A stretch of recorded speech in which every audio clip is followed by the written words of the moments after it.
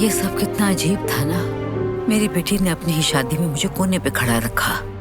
अपना दिल छोटा मत करें, आप उसकी माँ हैं। अपनी बेटी की शादी में सबसे अहम मेहमान आप ही हैं। हाँ, अगर उस लड़के को समझ नहीं, कम से कम आपकी बेटी को समझना चाहिए था। मैं दिल छोटा क्यों करूंगी? जिंदगी तो उसने गुजारनी है। मुझे लगता है ऐसा करने के लिए बोरिस ने कहा होगा। उसे उसका हुक्म नहीं मानना चाहिए। कम से कम अपनी माँ को तो ना भूले। सॉरी अगर मैंने कुछ गलत कह दिया हो। मैं तो बस उसे खुदा हाफिज कहने आया था, मगर उसका भी मौका नहीं मिला। कहीं जा रहे हो तुम? जी हाँ, बैरून मुल्क जा रहा हूँ इंटर्नशिप के लिए। मैंने मुकाबला जीता है, बस पहला एग्जाम देकर निकल जाऊंगा। तुमने बहुत अच्छा फैसला किया है।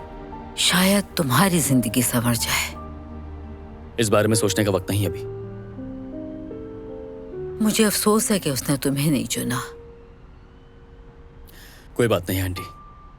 ऐसा ना कहो, ये कोई इतनी छोटी बात नहीं है।